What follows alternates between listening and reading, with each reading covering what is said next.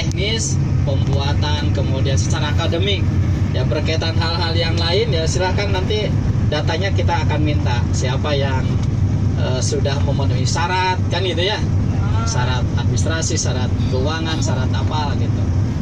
Baik, itu ya, ada yang mau disampaikan gimana Chef? Ya, silakan. Barangkali teman-teman ada yang di Neng Sarli. Neng, ini tanya berarti kalau Ya, bentar. Neng. izin bertanya Pak, berarti itu tuh setelah tahapan yang ini nih PKM itu tinggal Sempro sama Kompre aja. Kompre, Sempro, Kompre, Sempro, dan sidang. sidang. Kalau keempat mah mau wisuda mau enggak ya terserah gitu. Yang penting udah sidang. Jurnal wajib Ya, banget. kalau Neng Sarli mah sidangnya harus 2 kali. Oh gitu. Iya. Sidang KKUA. Amin. Ya, bagus mah. Iya, insyaallah. Masih ada lagi pertanyaan? Ini Apa Ade? Pak Ade. Assalamualaikum warahmatullahi wabarakatuh. Waalaikumsalam warahmatullahi wabarakatuh. Terima kasih Pak Kaprodi yang baik hati, juga rekan-rekan dosen. Pertama izin bertanya Pak, tadi berkaitan dengan alur kegiatan kita setelah kegiatan PPKM ya, PKM ya.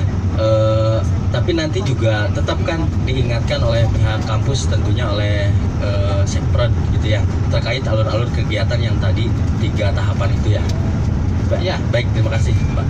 Jadi itu secara administrasi kita akan membuat jadwal schedule. Sebenarnya schedule itu udah kita buat Pak.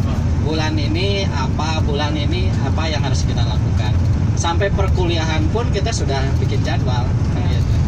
Jadi yang penting mahasiswanya mau nggak gitu. Izin untuk menyampaikan Pak Kapolri Ya.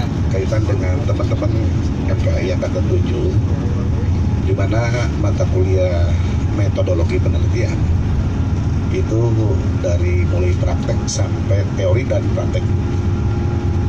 Di situ sudah membahas pertama judul Pak ke Pak Dr. Saifuddin yang meng-ACC-nya, yang kedua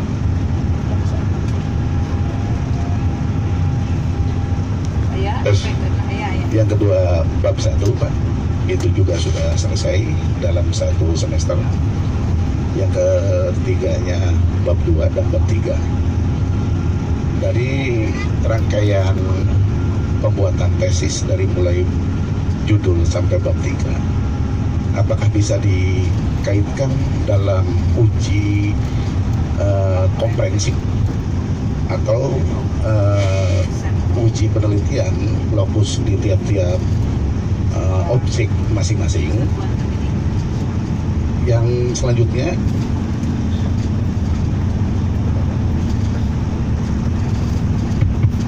ya, yang selanjutnya Pak, kaitan dengan dosen pembimbing. Kami minta dosen pembimbing ditetapkan Ya.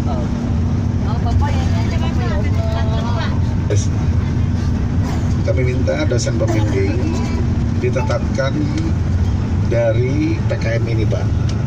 Dosen pembimbing 1 maaf ya.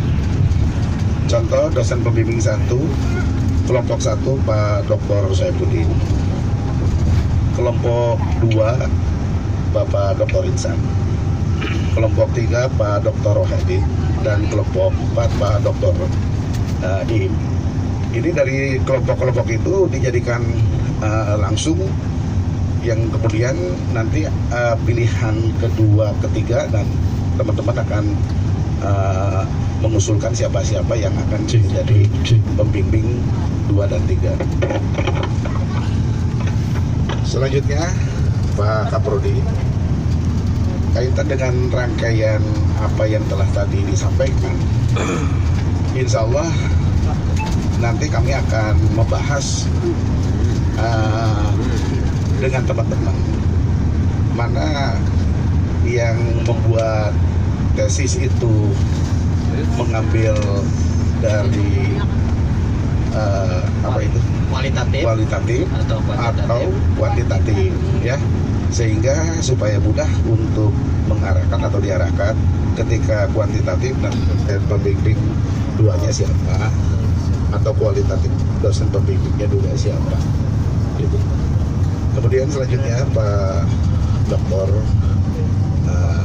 Vincent, kaitan dengan apa yang telah tadi dibahas juga, bahwasannya rangkaian acara schedule sampai Maret itu sidang tesis Pak, itu insya Allah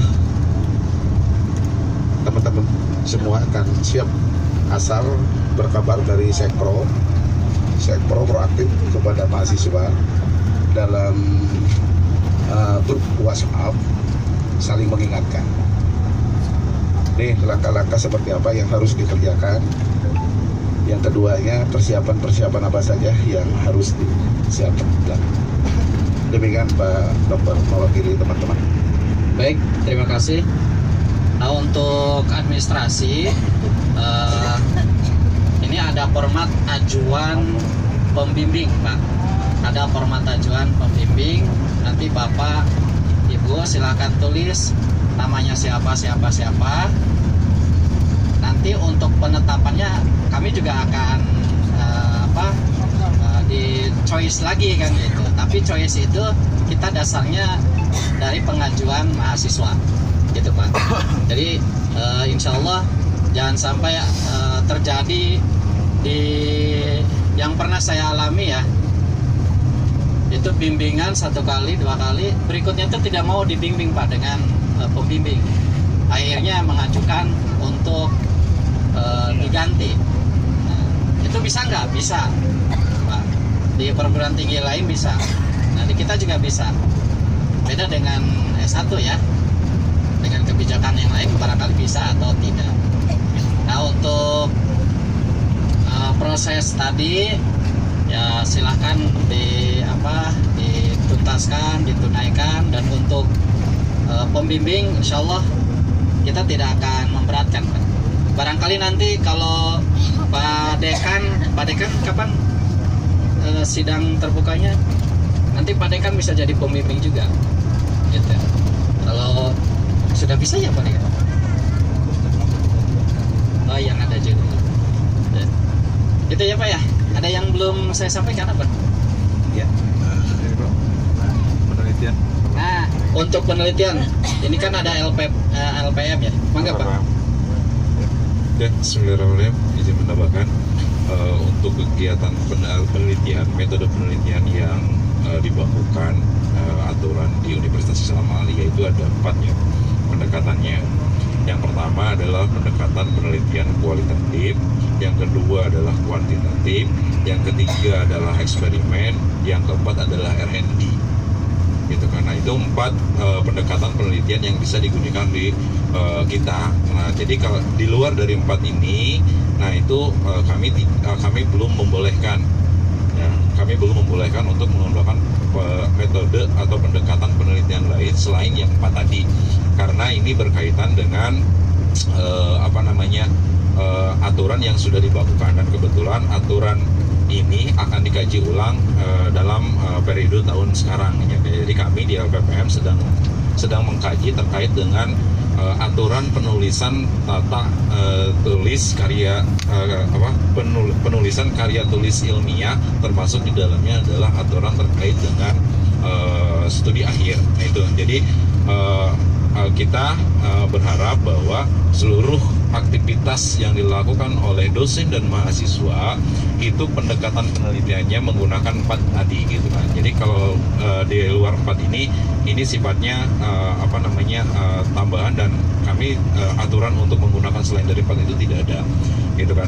Nah kemudian kami harapkan selanjutnya adalah setiap mahasiswa melakukan publikasi karya tulis ilmiahnya gitu kan di akhir, karena nanti ke depan kegiatan akreditasi itu semuanya sudah auto gitu kan. Nah jadi riwayat penelitian dosen dan mahasiswa itu terrecord secara otomatis di Sinta, ya. Di Sinta juga, di Sinta. Nah, Sinta ini adalah berkaitan dengan seluruh database kegiatan penelitian dosen dan mahasiswa. Jadi hasil akhir dari tesis ini kami berharap bisa dipublikasikan. Nah, sedangkan untuk di kampus layanan ini belum tersedia. Nah, itu teman-teman mahasiswa bisa melakukan kegiatan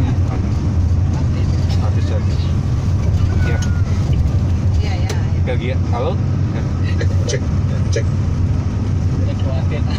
ya, kegiatan publikasi di luar kampus itu boleh, mangga. Nanti kami sedang melakukan pembenahan di LPPM supaya semua layanan mahasiswa itu bisa terpenuhi dengan baik dari segi penelitian dan pengabdian. Begitupun dengan kegiatan PKM ini, ya nanti kami sudah ngobrol dengan Pak Warek 1 bidang akademik, karena memang saya garis koordinasinya dengan Pak Warek 1 bahwa kita akan membuat jurnal pengabdian khusus untuk S2 gitu kan. Jadi supaya nanti teman-teman mahasiswa tidak bingung ketika sudah selesai melakukan pengabdian mau publish di mana. Nah, itu saja barangkali tambahannya, Pak. Terima kasih. Nanti teman-teman ya, mudah-mudahan sudah jadi setelah kompre ya, insya Allah ya. Buku panduan penelitian sudah punya belum? Sudah punya. Oh ya syukur lah. Gunakan itu ya, patokannya itu. Kalau sudah ya alhamdulillah. Jadi tinggal baca itu, pahami metodologi, mohon dengan sangat dipahami, mohon dipahami dengan sangat ya. Karena kadang-kadang ini di metodologi nih teman-teman yang S1 ya, itu kurang dipahami kan gitu, sehingga dalam penelitiannya asal-asalan gitu ya. Kami nggak mau asal-asalan, teman-teman harus tertib, apik ya, rapi. Nah, dan tentunya mungkin nanti ada persyaratan tertentu yang memang dihindari dari plagiat ya, plagiatisme. Plagiat nggak boleh ya, ini bahaya ya. Nanti insya Allah sistemnya ada di LPM ya? Ada di LPM. Jadi pokoknya nanti komunikasi Pak, insya Allah. Dan Sekprod juga insya Allah akan membantu komunikasi berkaitan dengan jadwal-jadwal yang insya Allah harus dikerjakan atau ditunaikan oleh mahasiswa. Tambahan Pak Dokter. Ya, kami persilakan Pak Dokter Arudin. Baik, Assalamualaikum warahmatullahi wabarakatuh. Waalaikumsalam warahmatullahi wabarakatuh. Terima kasih kepada Pak Ketua Prodi FPI. Tadi ditanyakan sama Pak Naib masalah di dalam mata kuliah Dr. AF itu sudah sampai metodologi penelitian Kita sudah sampai bab 3. Barangkali ini sebenarnya kalau sudah benar gitu ya, kemudian pembimbing juga mengkaji sudah cocok, itu tinggal penelitian ke lapangan aja gitu, hasil penelitian ya. Itu yang saya harapkan. Hasil penelitian kemudian kesimpulan kan hanya 5 bab ya. semuanya. Bab 1 latar belakang, rumusan masalah, itu rumusan masalah yang menjadi pegangan dari bab 1 sampai bab 5 gitu ya. Jadi barangkali tidak terlalu lama, hanya barangkali di sempronya itu apakah nanti pembimbing juga menyetujui judul itu atau bisa membimbing itu. Kadang-kadang ini judulnya kira-kira kemampuan antara waktu, pembiayaan dan sebagainya bisa enggak gitu ya. Kadang kan berpikir ke sana, termasuk kemampuan kita dalam mengembangkan rumusan masalah itu. Jadi persiapan yang itu barangkali ini sangat dipentingkan. Jadi kalau sudah 3 bab ya, dari mulai teori atau konsep yang akan dikembangkan gitu, pertanyaan penelitiannya, kemudian mau tadi kualitatif atau kuantitatif ya, ini juga sudah sudah hampir selesai begitu kalau sudah bab 3 itu. Ya tinggal hasil penelitiannya seperti apa di bab 4, kemudian simpulan sudah. Jadi kayaknya tidak terlalu lama kalau sudah paham dan sudah siap. Tentunya sesuai dengan pedoman penelitian atau buku pedoman penelitian itu. Nah itu jadi yang penting apa ya? Sebenarnya tesis itu tadi tidak usah terlalu tinggi. Yang bagus itu yang selesai ya. Iya Pak, tentunya. Yang penting selesai ya. Apalagi bisa masuk jurnal itu juga menjadi nilai tambah baik untuk Bapak Ibu sekalian ataupun untuk kami di lembaga. Nah itu barangkali jawaban yang tadi disampaikan Pak Naib ya. Terima kasih kalau sudah jawab bab 3 ya. Jadi nanti ujian proposal atau seminar proposal ini tidak terlalu lama begitu. Adapun masalah kompre itu jadi mata kuliah yang seharusnya dipahamkan. Kalau dari kata Pak Kaprodi itu diskusi ya, lebih kepada bagaimana kita pemahaman kita hasil dari perkuliahan kita, keilmuan kita. Nah, di situ barangkali nanti ya diskusi dengan penguji begitu istilahnya. Jadi tidak usah menjadi hal yang sangat menakutkan begitu. Ya kita jalani ya, karena yang uji juga tidak mungkin keluar dari, bahkan penguji mungkin harus menyiapkan kisi-kisi ya apa yang mau ditanyakan. Nah kisi-kisi itulah kalau di S1 malah dibagikan kisi-kisi itu. Jadi mata kuliah mana yang akan diujikan di komprehensif itu. Tapi kalau S2 mungkin beda lagi, silahkan. Nanti ini kewenangannya di Kaprodi dan di Rektorat. Itu tambahan saja ya dari pertanyaan yang Pak Naib sampaikan. Terima kasih. Assalamualaikum warahmatullahi wabarakatuh. Waalaikumsalam warahmatullahi Mungkin ada yang bertanya Pak Kaprodi atau menyampaikan dulu. Oke, terima kasih. Baik, terima kasih. Assalamualaikum warahmatullahi wabarakatuh. Waalaikumsalam Tadi warahmatullahi dari Pak Kaprodi, dari Pak Dr. Rohidin, dari Pak Ketua LPPM sudah disampaikan. Saya hanya ingin menegaskan tadi ada yang kelewat untuk artikel itu kan mengacu ke Undang-Undang tahun 2018 Sistem Pendidikan Nasional, jadi wajib gitu. Nah oleh karena itu bagi bapak-bapak angkatan-angkatan yang lain juga wajib kalau artikelnya minimal sudah LOA boleh itu masuk gitu. Jadi kalau bisa untuk memudahkan bimbingannya sekaligus sama ringkasan artikelnya gitu. Nah tadi sudah disampaikan ke Pak Yogi, jangan sampai nanti ketinggalan pas tesisnya sudah selesai artikelnya belum, karena nanti ada diturnitip juga sama LPPM gitu. Itu saja barangkali Pak Kaprodi. Ya siap. Jadi saya kuatkan lagi ya. Nanti itu dalam kompre kalau kompre itu ditanya yang pertama berkaitan dengan akademik ya gitu. Kan masalah metodologi ya, kalau metodologi mah ditanya nanti pada saat sepro mau metodologi yang penelitian apa gitu. Jadi pokoknya di sempro mah diskusi Pak. Bising ayah gitu. Contoh ada mahasiswa yang saya tanya S1 perbedaan antara apa itu contoh ya berkaitan dengan akidah sunnah wal jamaah ya kan ada di situ juga ada tasawuf. Nah ternyata mahasiswa ketika ditanya di ruang itu sidang ya padahal diskusi itu ada yang salah Pak. Nah nanti kita diperbaiki. Pokoknya diskusi lah Pak. Tapi untuk S2 sih nggak nyampe nanya apa sih tasawuf.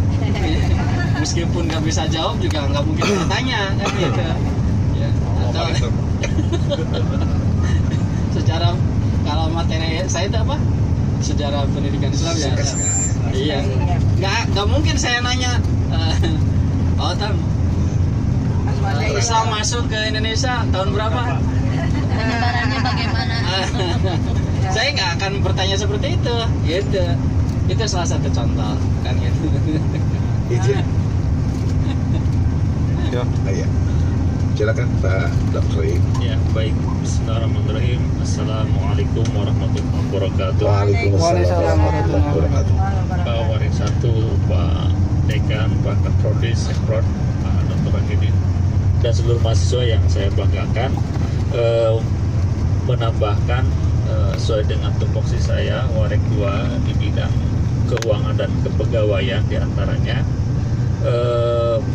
Tadi sudah diambil ya dosen pembimbing untuk PKM, ini 4 dosen. Kelompok 1 Pak Dr. Saifuddin, kelompok 2 Pak Dr. Ihsan, kelompok 3 Pak Dr. Hidi, dan saya kelompok 4 itu bisa ditetapkan untuk menjadi dosen pembimbing 1. Terima kasih. Nah, tersisa dosen tetap di Pasca itu 3 lagi, yaitu Dr. Sulaiman, Dr. Aan Asy'ari, dan Dr. Edi Riyadi. Jadi kalau hari ini ada 4 kelompok, menyisakan 1, nanti kita ada 1 dosen lagi. Memang ada kaitan dengan PAI, itu ada Dr. Aep Saifuddin juga, itu adanya Dr. Saifuddin Waring 1. Kemudian marganya sama-sama Saifuddin itu. Ya. Itu dokter. Ya. Itu bisa untuk pembimbing 2-nya. Jadi kita kan untuk tesis ada pembimbing 1 dan pembimbing 2. Bisa digunakan dokter untuk membimbing rekan-rekan mahasiswa pasca untuk menuntaskan tesisnya. Kemudian dari aspek keuangan, kami punya harapan besar masuk bersama, keluar bersama, Pak Naib. Siap. Raos lain ayo keluar bersama Pak Naib. Siap. Jadi keluar bersama Pak Naib ya. Siap. Jadi mohon kekompakannya dijaga semuanya. Kalau hari ini ada Pak Emil ya sama Pak Hamdi, Pak Mahdi. Pak Mahdi, 2 orang itu mohon diraih kembali. Kalau terkait PKM kita sudah ngasih kebijakan Pak Kaprodi ya, Pak Dr. Ihsan. Alhamdulillah. Kita ikut gabung dengan kelompoknya, tinggal penguatan di temanya. Nah, untuk keuangan skemanya ini kan ada yang lunas di awal dan ada yang bertahap ya. Itu kami juga menyesuaikan kemampuan. Artinya kan la yukallifullahu nafsan illa wus'aha kan, dalam kata Al-Qur'annya begitu kan. Ya kami juga Indonesia juga tidak akan bebani mahasiswa di luar kemampuannya. Jadi kami yakin dan percaya yang 23 mahasiswa ini mampu untuk menuntaskan kewajibannya. Jadi mulai hari-hari ini mulai memprioritaskan tuntasnya kewajiban keuangan biar lulusnya pun berbarengan gitu ya. Itu yang kami ya siap mengawal dari aspek sistem dan kebijakan ya. Kalau terkait materi kita mangga kepada pribadi masing-masing. Nah, oleh karena itu saya tutup pantun untuk rekan-rekan mahasiswa MPI yang ke-7 ya. Buah dukuh, buah markisa, buah salak, buah manggis. Kuliah sungguh-sungguh S2 di Unisa, dosanya tidak galak, tetapi tetap harmonis. Luar biasa. Jadi kami Terima kasih. demikian. Terima kasih. Akhirul kalam, wassalamualaikum warahmatullahi wabarakatuh. Waalaikumsalam. Izin adanya pertanyaan Pak. Bismillah, Assalamualaikum warahmatullahi wabarakatuh. Waalaikumsalam. Saya hormati Bapak Dekan, Bapak Waring 1, 2, dan Pak Dekan, Bapak Dr. Hidin, Ketua LPPM, semuanya rekan-rekan. Sebagian pertanyaan sudah dijawab oleh Pak Dr. Im sebagai Waring 2 keuangan. Ya. Salah satunya yaitu tentang keuangan ya.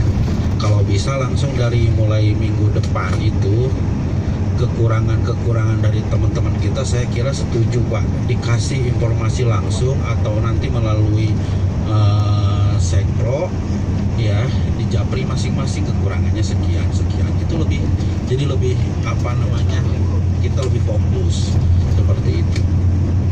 Dan yang kedua juga tadi sudah dijawab tentang dosen pembimbing 1 ya, yang tadi diajukan oleh Pak Nadiem, disepakati sebagai pembimbing PKM ini jadi pembimbing 1. Adapun pembimbing 2-nya maka prosesnya seperti apa mungkin kita akan mengikuti. Nah, terkait tahapan berikutnya setelah PKM ini yaitu adalah kompre. Tadi kita ngobrol sedikit, kata Pak Kaprodi kan boleh bisa masing-masing, boleh bisa bersama, ya kan? Tadi sempat ngobrol sama Pak Naib, bagaimana kompre ini bisa bersama-sama lagi sesuai dengan kelompok yang sudah ada biar nggak bingung.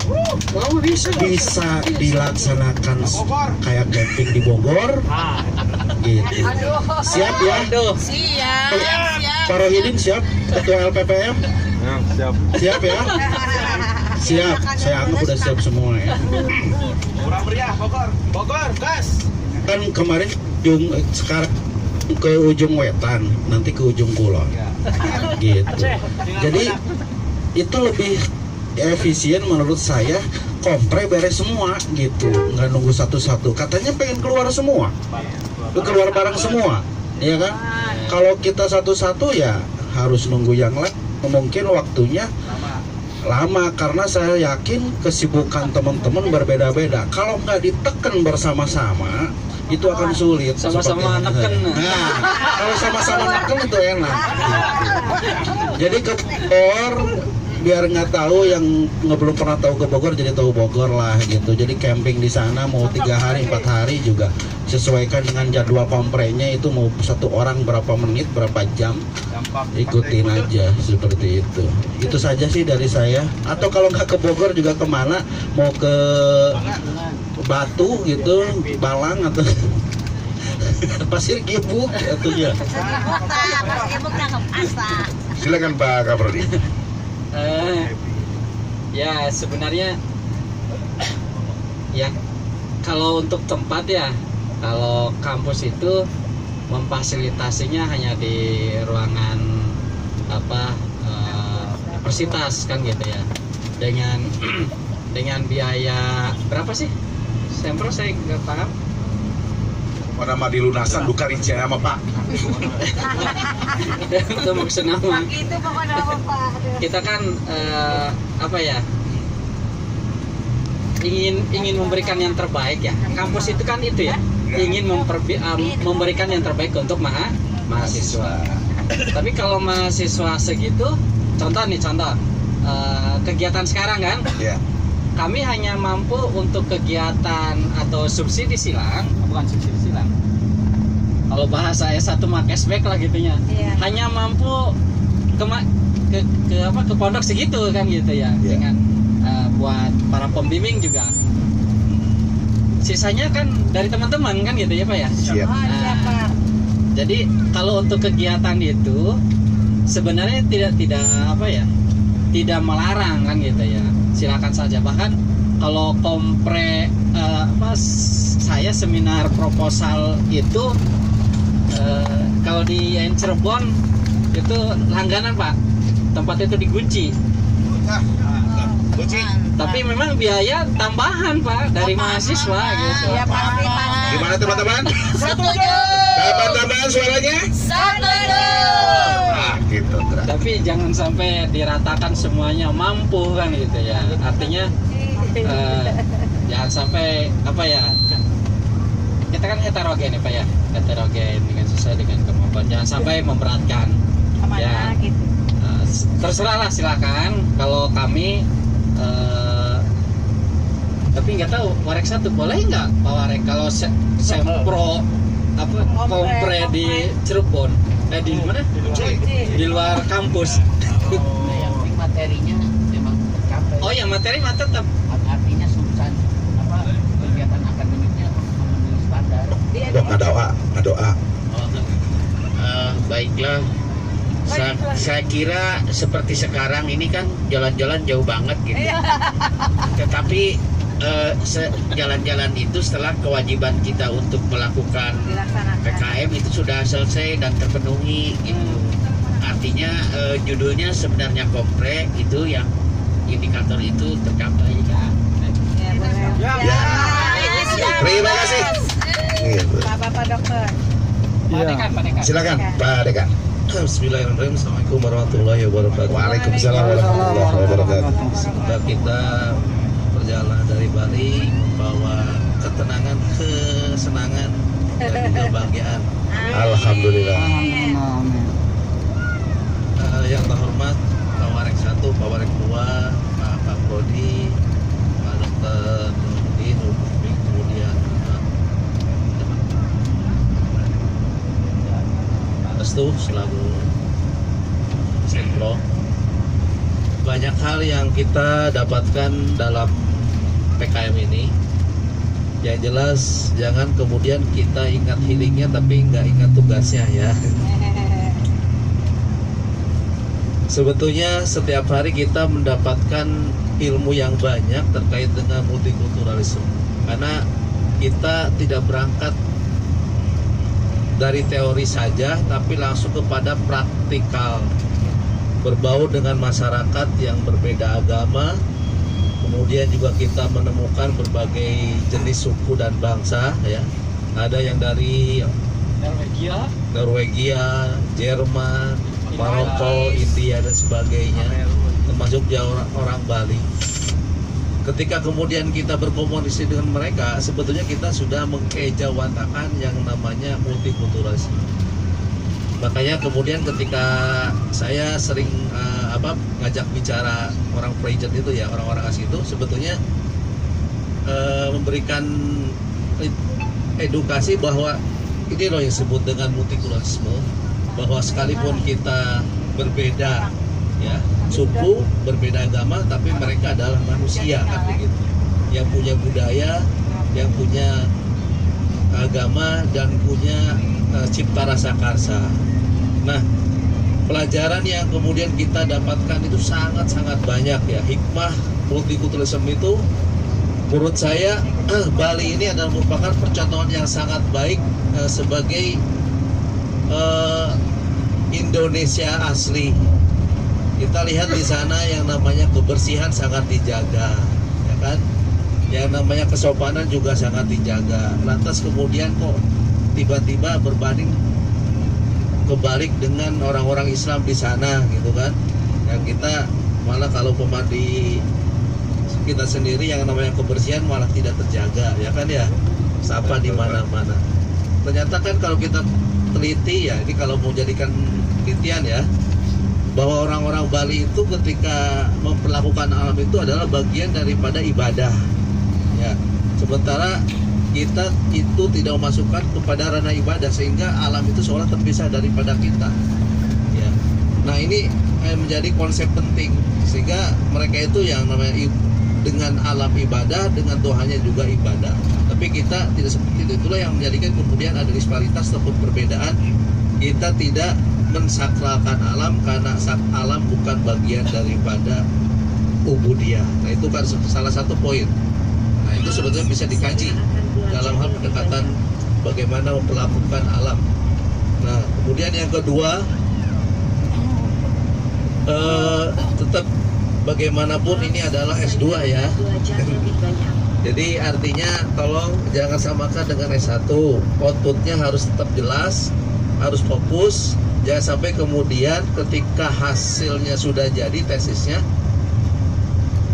terus dibaca kok sama dengan S1 ya, nanti ibu dan bapak sendiri yang malu kan. Nah makanya ini juga bagian daripada sebut dengan brainstorming, pendekatan, pendalaman, bahwa yang terbaik di dalam tesis itu ya memang harus jelas rumusan masalahnya, jelas gentoinnya, juga jelas hasil daripada penelitiannya. Biarpun masalahnya biasa, tapi kalau teorinya kuat, hasil penelitiannya jelas, itu akan menjadi sesuatu yang keren. Nah, makanya di sini kemudian ada para pendamping yang kemudian ini akan menjadi pembimbing. Saya pikir ini sudah satu arah, satu isi ya. Kita sudah dapat pembimbing satunya, artinya kita sudah satu visi, satu misi. Bagaimana dengan pembimbing duanya? Nah, itu nanti tergantung. Untuk di sini Kapolri juga harus punya peran, harus punya hak prerogatif untuk menentukan. Tapi yang jelas ketika yang namanya ujian sempro dengan pembimbing itu harus beda. Itu klausulnya begitu ya, pakemnya. Karena nggak boleh pas ketika ujian sempro kemudian pembimbingnya itu lagi. Harus dibedakan, minimal pembimbing 2 tidak sama dengan penguji sempro. Itu catatannya. Nah, tinggal nanti mungkin ya bisa disubsidi aja lah, dibulak-balik lah begitu. Kalau sempro itu pembimbing, kalau penguji sidang bukan Anggota Peker, Pak. itu. Iya. Kalau sempro mah pembimbing, nanti yang mengarahkannya begitu. Tapi kalau ujian sidang bukan pembimbing, yang lain gitu di silang. Jadi memang tidak boleh sama. Kemudian yang terakhir adalah terkait dengan ujian kompre ini ya, ada multikulturalisme ya, poin-poinnya itu ya Pak Prodi. Kemudian juga ada ke PAN ataupun ke Prodian, kemudian juga ada keislaman. Nah, diharapkan nanti hasil daripada tesis ini sebagai sebuah karya ilmiah dengan tanggung jawab ilmiah, itu nanti outputnya itu adalah masuk di jurnal ya. Dengan apa? Dengan jurnal yang sudah loa ya. Ya. Entah nanti masuknya di jurnal di kampus atau masuk di Sinta ya. Sinta 4 atau Sinta 3 itu terserah, nanti mungkin dari LPPM bisa bantu ya. Oke gitu. Itu kira-kira biar teman-teman semua juga bisa menyelesaikan tesis ini tepat pada waktunya dan selesai bersama-sama. Amin. Daftarnya barang, pulangnya pun, wisudanya pun. Demikian. Raosna bareng. Assalamualaikum warahmatullahi wabarakatuh. Waalaikumsalam warahmatullahi